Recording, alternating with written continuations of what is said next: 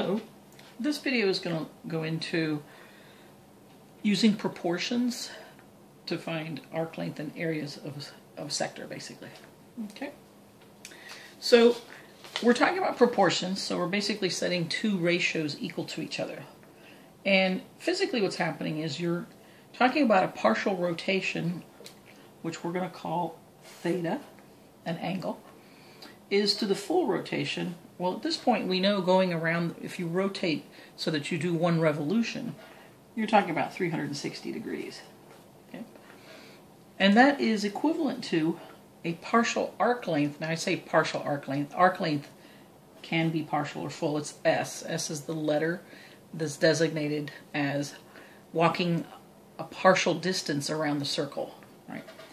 Versus walking all the way around the circle, which is called the circumference, and that's 2 pi r. Okay? So, and again, visually, what this would be is you're looking at, you can walk, let's say, a sector. So if I look at, for example,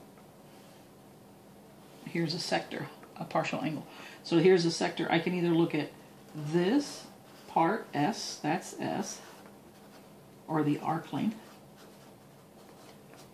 It's the distance from here to here, right? And there, we're saying that if I only rotate theta, which is from here to here, then all I'm going to do is get a little piece of the whole.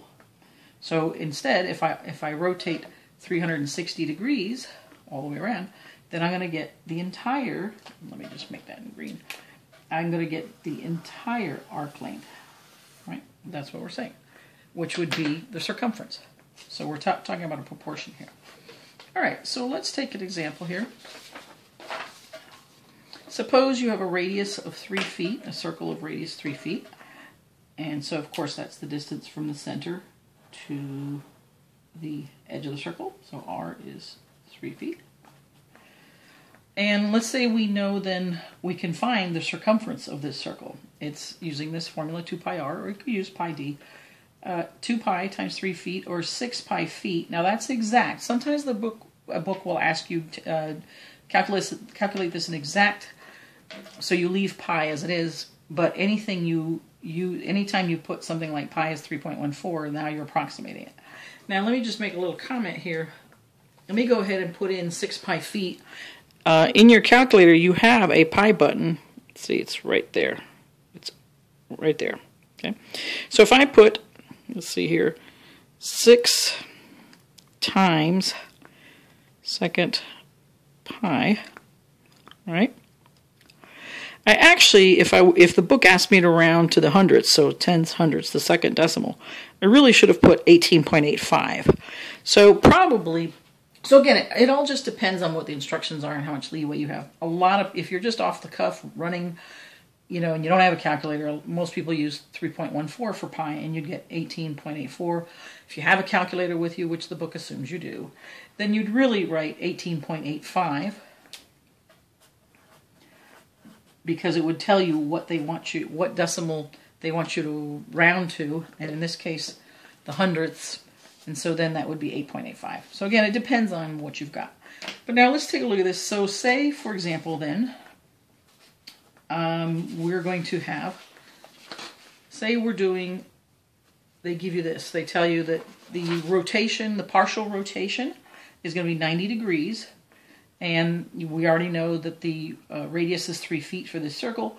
Find the arc length that's captured. So we'd say, okay, if I'm rotating 90 degrees out of a possible 360 degrees, then S is how much out of the total circumference. So I've plugged everything in, and what I've done here, I know a lot of students like to cross multiply, but what I purposely do here to solve for S, which is right here, I want to go ahead and here, I want it simplified, 2 times 3, 6 pi feet. Now I'm going to solve for S right here by doing, oh, sorry, pi times 6 feet, 6 pi feet. All right, so that I cancel this out, and now I've rewritten it. You can see that 90 divided by 360 is 1/4. You're capturing 1/4 of the total what? Circumference. So hopefully that makes sense. That if I rotate only 1/4 of what's possible, right? And that's going to be right here. That's my angle. Then I'm only going to capture 1/4 of the arc length that's possible instead of going all the way around. That's what that's saying, okay? The same thing is also true. You could do this sort of proportions for area. You can say, okay, a partial rotation is to a full rotation as the partial area is to the total area. So partial rotation is symbolized by theta. A full rotation, 360 degrees. And partial area will be A. Total area we know is pi r squared. Okay. So now, again, if we do the same kind of thinking, we'll say the radius of a particular circle is 3 feet. Let's go ahead and find the total area. So you plug in square, we have 9 pi square feet. And again, same thinking, if you use 3.14 for pi, this is how it approximated. If you put in pi that's in your calculator, it might be slightly different. But again, what we're saying is, we're going to do a similar example where theta is 90 degrees. Then we would plug in, well, okay, a partial rotation is to a full rotation as the partial area is to the full area, right? So here, when I get to this point here, you can see that when I go to multiply by 9 pi square feet, whoops, feet squared, sorry about that. And let me make that a little cleaner. Maybe not. Then these cancel out, right? And you can see that you rotated 1/4 of what's possible, so you have 1/4 of the total area that's possible. So again, what we're visualizing here then is that if I only go 1/4 of what's possible, I will only get this area out of what? The possible total area, right? Area is the space inside the circle. So here is 1/4 of the area versus here's the total area, okay?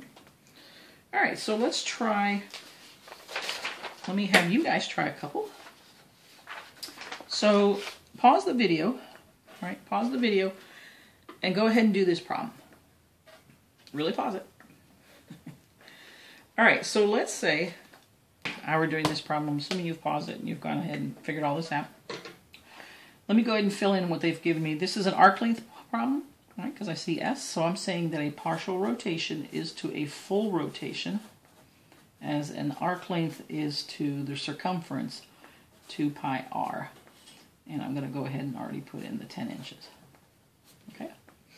All right, and now, oops, I forget to put the 300 inches. I might as well, actually, let me just put 2 pi r so that, let me go ahead and do this. We'll keep it in sort of a formula format first and then plug in. So we'll say theta is the 360, as now 300 inches is to 2 pi r times 10 inches. So now we have theta over 360 is 300 inches over 2 times 10, 20 pi inches, right? And now if I'm going to solve for theta, I know you can cross multiply. That's actually a lot more work, I think. Here we could just multiply both sides by 360, right? So we'd say 360, 360, right? So here these cancel out, and now theta is going to be 300 inches divided by 20 pi inches, and again these cancel out, times 360 degrees. You're going to see that the last thing we're left with is degrees. So now at this point, I'm going to go ahead and bring the calculator kind of close to the viewing screen here, and I'm going to have here 300, or to the calculator, to the camera, 300 times 360 divided by 20 divided by pi, right? And my pi is right there, so I'd have to do second pi. Okay. So I'm going to get 1,718, who knows, let's say they say to the tens, so 0.9 degrees. Okay, degrees. Now, again, I did it this way where I divided. You could also use parentheses. Let me just show you that. It's the same thing. So over here I'm going to do 300 times 360 divided by, and now I'm going to put 20 times pi. Okay, so it's the same thing. You can divide, or put parentheses and get that answer. Okay. All right, and now one more problem. Again, pause the video and go ahead and work on this one. All right, so hopefully you were set up, okay, a partial rotation is to a full rotation as a partial area is to pi r squared, the full area. Right? So now let's plug everything in. Oops, that's feet. We have area is 11.78 square feet.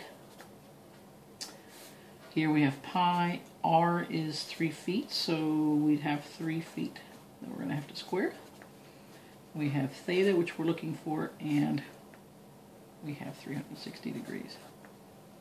Okay, so let's go ahead and say theta is to 360 as 11.78 square feet.